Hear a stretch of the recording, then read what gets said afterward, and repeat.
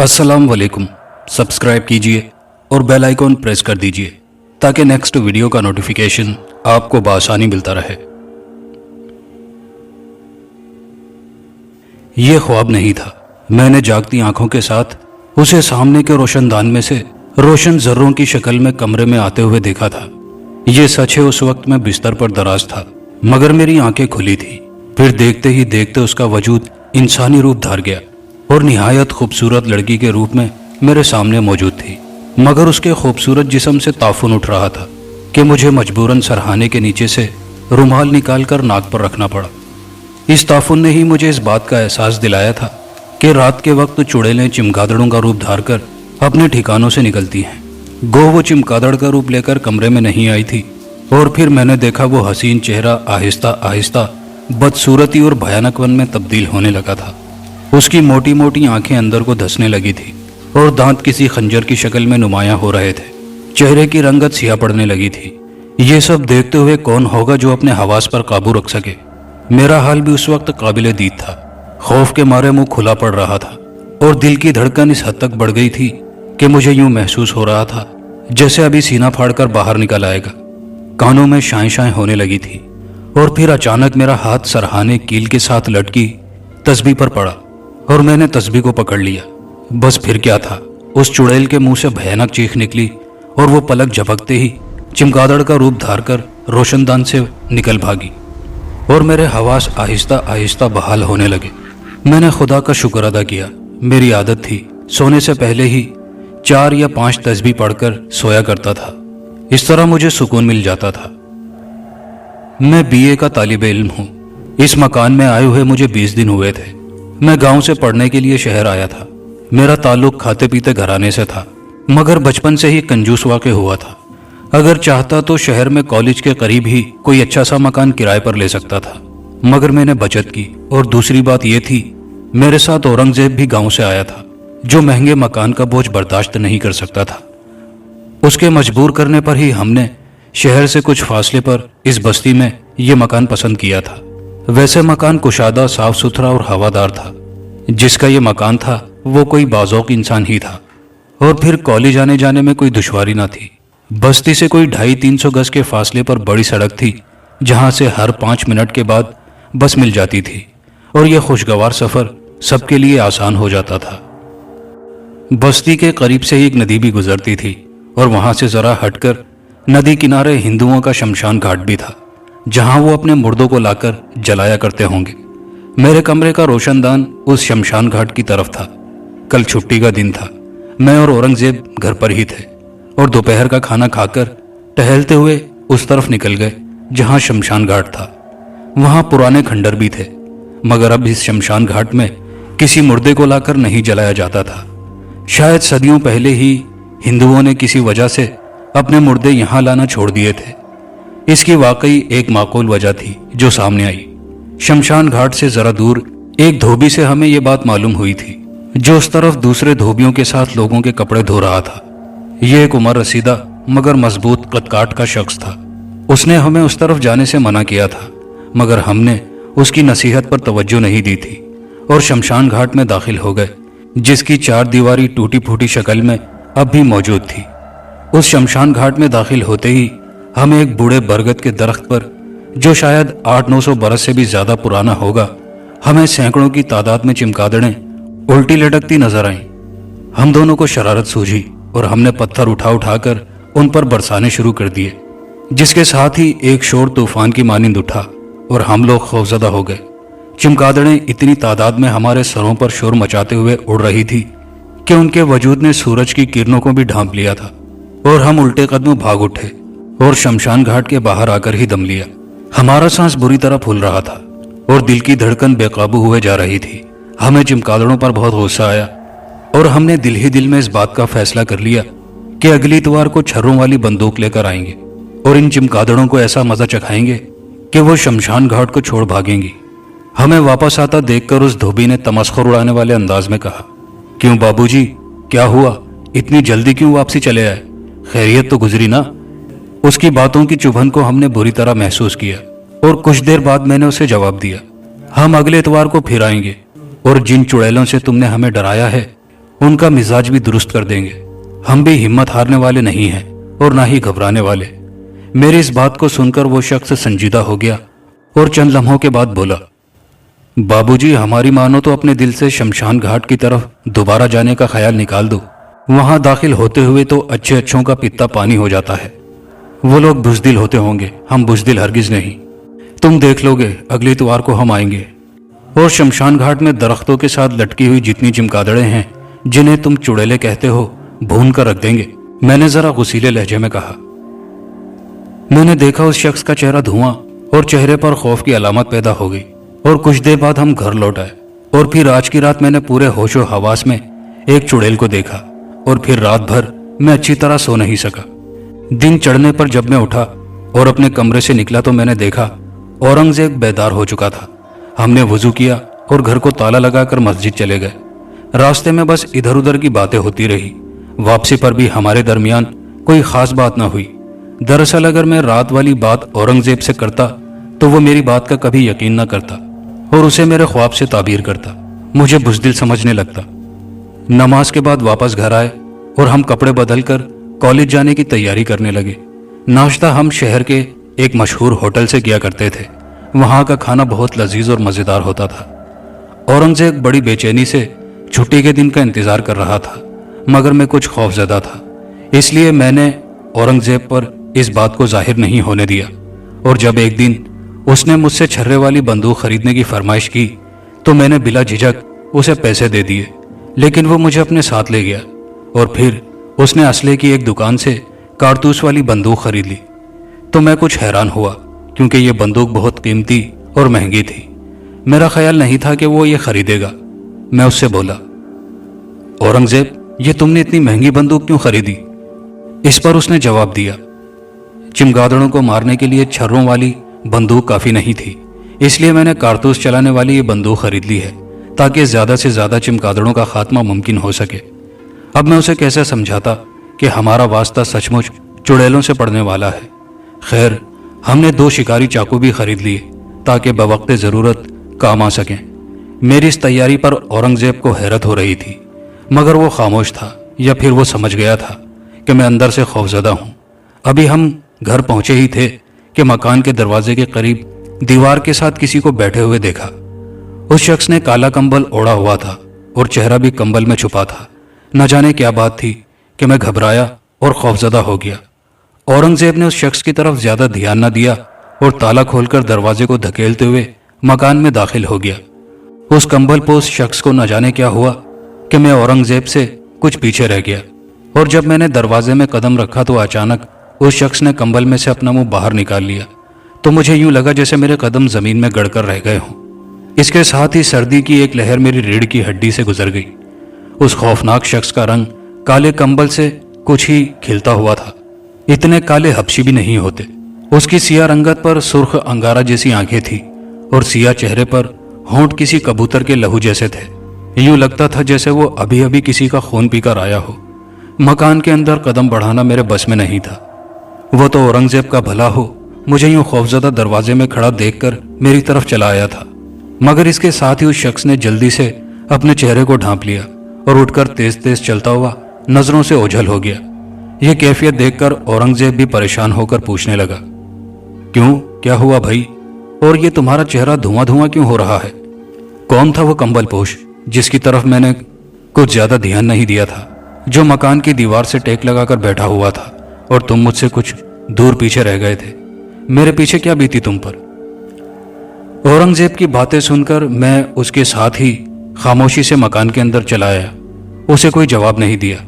چند گھڑیوں میں ہی برسوں کا بیمار لگ رہا تھا۔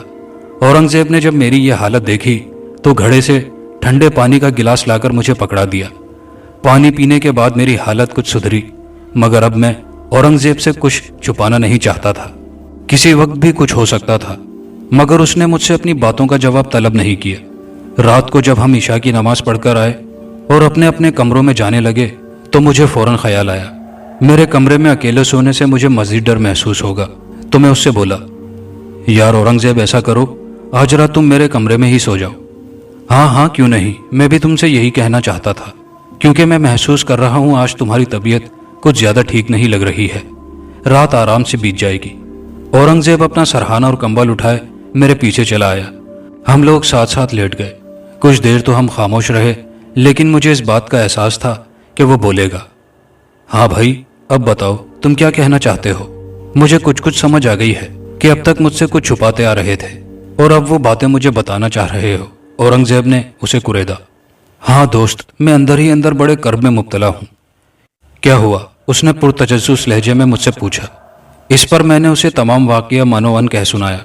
मेरी बातों को सुनकर वो गहरी सोच में गुम हो गया और फिर चंद लम्हों के बाद उसने मुझसे कहा, मेरे दोस्त, तुमने मुझे उसी वक्त क्यों नहीं बताया? मैं देखता आखिर वो कंबल पोश शख्स कौन था जो हमारे मकान की दीवार के साथ टेक लगाकर बैठा हुआ था। उस नाजुक लम्हात में मेरी जान हलक में अटकी हुई थी।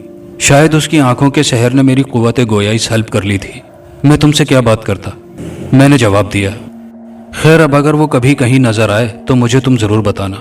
अब सो जाओ, और हाँ, सोने से पहले 3 बार चारों कुल जरूर पढ़ लो। खुदा ने चाहो तो हर शर से महफूज रहोगे। घबराने की बिल्कुल जरूरत नहीं है, उसने कहा।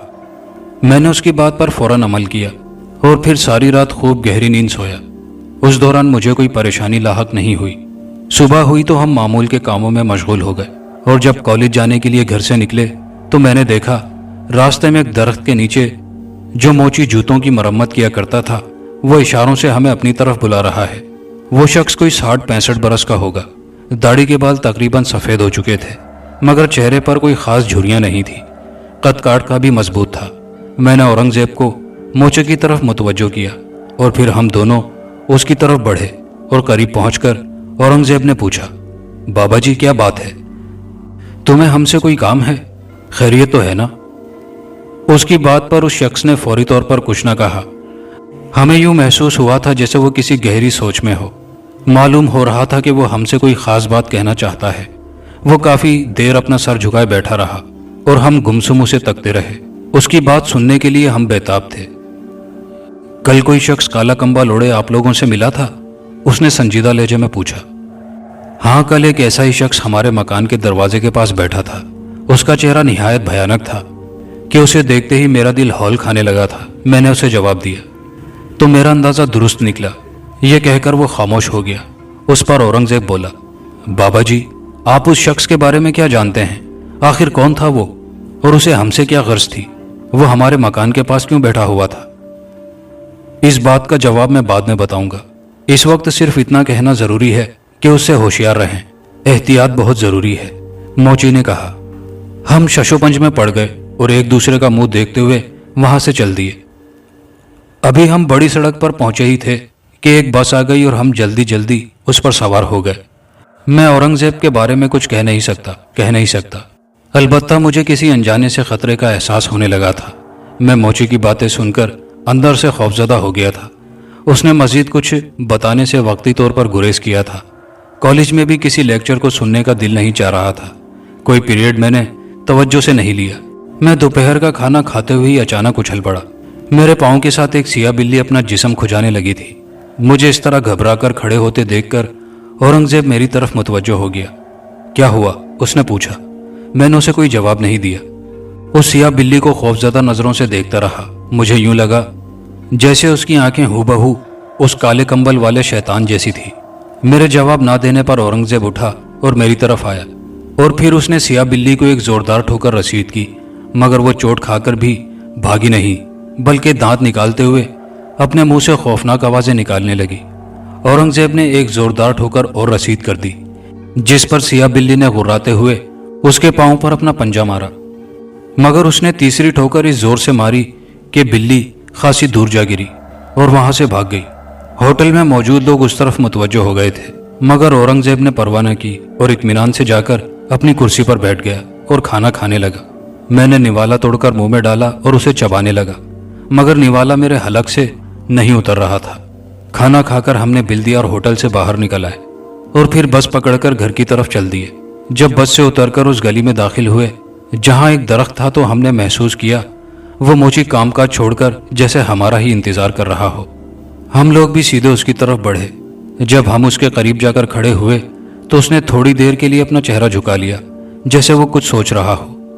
फिर वो फौरन बोला, आज वो सिया बिल्ली के रूप में तुम दोनों के पास होटल में आया और हमला भी किया। अब उसका कुछ करना पड़ेगा, वरना वो तुम्हारे लिए खतरा बन सकता है। बाबा जी, वो आखिर है कौन और हमारे पीछे क्यों पड़ा है? औरंगजेब ने पूछा। वो इसलिए कि तुम लोगों को शमशान घाट की तरफ जाने से रोके। वो एक शैतान है। किसी जमाने में उसे एक बहुत बड़ी जागीर विरसे में मिली थी। उसे जादू टूने का बहुत शौक था। उसने अपनी तमाम दौलत और जागीर उसी में लगा दी। बड़े बड़े जादूगरों से उसने काला इल्म सीखा, कई चिल्ले किए और अपनी ताकत बढ़ाता रहा। इस मकरू काम में माहिर होने तक उसकी तमाम जमा पूंजी खत्म हो चुकी थी, जागीर बिक चुकी थी, मगर उसे कोई परवाह नहीं थी। वो बहुत खुश था। उसने अपने गिर्द अपने जैसे कई मर्द और औरतें जमा कर लिए थे। यह शैतानी टोला ऐसे ऐसे काम करता कि लोगों की जिंदगी अजीरन कर छोड़ी थी। लोग उनसे खौफजदा रहने लगे थे। किसी की इज्जत महफूज नहीं थी।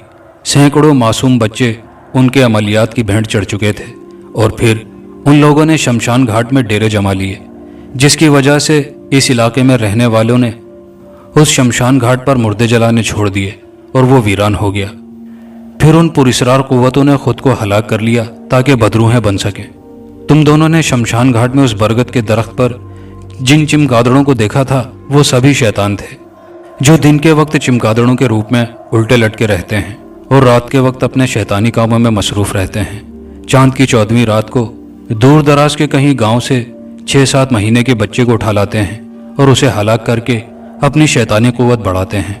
मुझे मेरे पीर ने उन शैतानों को जहन्नुम रसीद करने के लिए भेजा, मगर मुझे उनको कैफर किरदार तक पहुंचाने के लिए बहादुर और निडर मुसलमान लड़कों की ज़रूरत थी। कुदरत ने तुम दोनों की शक्ल में ये काम भी आसान कर दिया। मुझे मालूम है तुम कल छुट्टी के दिन उस शमशान घाट जाने वाले हो। ज़रूर जाओ, इस तरह मेरा काम बहुत आसान हो जाएगा। मगर उससे बाबा जी आपको क्या फ़ायदा होगा? औरंगजेब ने पूछा। यह मैं तुम दोनों को बाद में बताऊंगा, पुरस्रार मोची ने जवाब दिया। इतनी लंबी और तवील गुफ्तगू सुनने के बाद हम आ गए और उस मोची के बारे में बातें करने लगे। वो वाकई कोई पहुंचा हुआ बुजुर्ग था। उसे वो तमाम बातें मालूम हो चुकी थी, जबकि ये वहां मौजूद नहीं होता था। मसलन काले कंबल वाला खौफनाक शख्स और होटल में सिया बिल्ली वाला वाकया, ये तो वहां नहीं था। फिर उसे कैसे इल्म हुआ? यही बातें उसकी बुजुर्गी को जाहिर करती थी। इस मौजू पर वो दोनों दोस्त रात गए तक बातें करते रहे। इशा की नमाज पढ़ने के बाद वो सो गए। औरंगजेब अपनी चारपाई उस कमरे में ले आया था। अब मैं गोया हुआ। आधी रात का वक्त होगा कि किसी आवाज से मेरी आंख खुल गई। लालटेन की मध्यम रोशनी में जो मंजर मैंने देखा, उससे ऊपर का सांस ऊपर और नीचे का नीचे रह गया। दिल की धड़कन एकदम तेज हो गई। औरंगजेब की चारपाई पर एक नाग फान फैलाए खौफनाक अंदाज से फुंकार रहा था। मेरे दोस्त की आंखें डर के मारे उबली पड़ रही थी। चेहरा धुआं हो रहा था। मुझ में भी इतनी हिम्मत नहीं थी कि कोई चीज उठाकर सांप पर दे मारता। और शायद औरंगजेब इसलिए पत्थर का बुत बन गया था कि अगर उसने जरा सी भी हरकत की तो वो नाग कहीं उसे डस न ले। अचानक एक बहुत बड़ा नेवला खुदा जाने किधर से आया कि उसने एक ही जस्त में उस नाग की गर्दन अपने मुंह में दबोच ली और उसे साथ लिए हुए चारपाई से बहुत दूर जा गिरा। इन नाजुक लम्हात से फौरन फायदा उठाते हुए औरंगजेब तेजी के साथ मेरी चारपाई पर आ गया। काले नाग और नेवले में जबरदस्त जंग हो रही थी। खासी देर तक यूं मालूम हो रहा था कि उनमें से कोई भी एक दूसरे को जेर नहीं कर सकेगा। मगर फिर हमने देखा काले नाग ने एकदम चिमकादड़ का रूप धार लिया और देखते ही देखते रोशनदान के रास्ते से गायब हो गया और नेवला जमीन पर 2-4 बार लोटपोट हुआ। और फिर हम ये देखकर हैरान और शिशदर रह गए कि हमारे सामने मोची बाबा मौजूद था। उसे देखते ही हमारी जान में जान आई। खुदा का शुक्र है कि मैं ऐन वक्त पर आ गया, वरना वो औरंगजेब को हलाक कर देता। दरअसल ये वही शैतान था जो कल होटल में तुम्हें नजर आया था और तुम्हारे दोस्त ने 3 ठोकरें मारकर उसे अधमुआ कर दिया था। इसलिए आज रात वो इंतकाम लेने आया था। मगर बाबा जी, एक बात समझ में नहीं आई। कुछ देर पहले आप नेवले के रूप में थे और अब हमारे सामने असली रूप में नजर आ रहे हैं। इंसान का रूप तो इतनी जल्दी बदल नहीं सकता। इसमें अगली हकीकत क्या है? औरंगजेब ने पूछा। तुम ठीक कहते हो, यह रूप भी मेरा असली रूप नहीं है। मैं दरअसल एक जिन हूं और उन बुजुर्ग के हाथों मुसलमान हो चुका हूं। मैंने उनके हाथ पर बैत की हुई है। ये काम उन्होंने मेरे सुपुर्द इसलिए किया था कि मैं इसे बखूबी अंजाम दे सकता हूं। अच्छा बच्चों, अब मैं चलता हूं। अब तुम बेफिक्र होकर चैन की नींद सो जाओ। कल छुट्टी का दिन है। तुम दोनों ने शमशान घाट की तरफ भी जाना है اور اپنے کام کو پورا کرنا ہے۔ یہ کہتے ہی وہ غائب ہو گیا۔ موچی بابا کی باتیں سن کر ہم حیران رہ گئے تھے اور ہمارے منہ کھلے کے کھلے رہ گئے تھے۔ کچھ دیر تک تو ہم ایک دوسرے کی شکلیں ہی دیکھتے رہے۔ اتنے حیران کن واقعات تھے جن سے ہمیں واسطہ پڑ رہا تھا۔ اگر ہماری جگہ کوئی اور ہوتا تو وہ گھر چھوڑ کر کب کا بھاگ گیا ہوتا۔ خیر، ہم دونوں اپنی اپنی چارپائیوں پر لیٹ گئے، مگر ہماری آنکھ نہیں لگی۔ فجر کی اذان تک چارپائیوں پر پڑے کروٹیں بدلتے رہے۔ فجر کی نماز مسجد میں ادا کی، گھر آ کر ناشتہ کیا اور آئندہ کا پروگرام بنایا۔ ہم شمشان گھاٹ جانے کی تیاریوں میں مصروف تھے۔ میں نے پہلے سے محسوس کیا کہ میرے اندر اب وہ خوف نہیں تھا۔ جن بابا کی باتوں سے مجھے حوصلہ ملا تھا، اس کی ایک وجہ یہ بھی تھی کہ وہ ہماری قریب کی بستی میں موچی کے روپ میں رہتا تھا، جہاں سے ہمارا آنا جانا ہوتا تھا۔ میرے دل کو بہت ڈھارس ہو گئی تھی۔ میں نے بندوق اورنگزیب کو اس لیے پکڑا دی تھی کیونکہ میں جانتا تھا اس کا نشانہ بہت اچھا ہے، اور ایک تیز دھار والا چاقو بھی اس کے سپرد کر دیا تھا۔ باقی ایک چاقو اور دوسرا سامان میں نے پکڑ لیا، اور پھر گھر کو تالا لگا کر ہم شمشان گھاٹ کی طرف چل دیے۔ راستے میں دھوبی گھاٹ تھا۔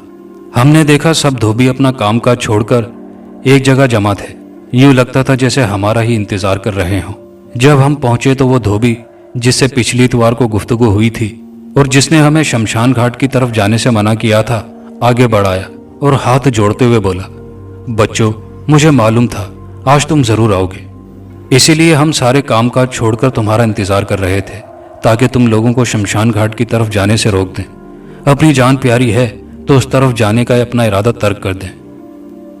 تو تمہارا خیال ہے کہ ہم اس طرح اس طرف جانے سے رک جائیں گے؟ آخر ہمیں اس طریقے سے روکنے کا مقصد کیا ہے؟ اورنگزیب نے پوچھا۔ تم دونوں کو باز آنا ہوگا، اپنی قیمتی جانوں کو مت گنواؤ۔ وہ چڑیلیں ہمارا یہاں جینا محال کر دیں گی بابو جی۔ ہم بال بچے والے ہیں، دن بھر محنت مشقت کر کے بچوں کے لیے 2 وقت کی روٹی کماتے ہیں۔ اگر ان چڑیلوں سے ٹکرانے کی کوشش کی تو ہم یہاں کام کرنے کے لیے بھی نہیں آ پائیں گے۔ ہم مرنا نہیں چاہتے۔ اس دوران ایک اور شخص بھی درمیان میں بول پڑا۔ ہم ایک دوسرے کا منہ دیکھنے لگے کہ انہیں کیا کہیں۔ پھر اورنگزیب نرم لہجے میں بولا، ہم تو تم سب کی بھلائی ہی کے لیے چاہتے ہیں کہ ان چڑیلوں کا خاتمہ ہو جائے، کیونکہ ہمیں علم ہوا ہے کہ شمشان گھاٹ کی چڑیلوں نے لوگوں کا جینا دوبھر کر رکھا ہے۔ دور دراز کی بستیوں سے معصوم بچے اٹھا کر لے آتے ہیں۔ تم سوچو ذرا، یہ کتنا بڑا ظلم ہے۔ برائی کا خاتمہ بہت ضروری ہے۔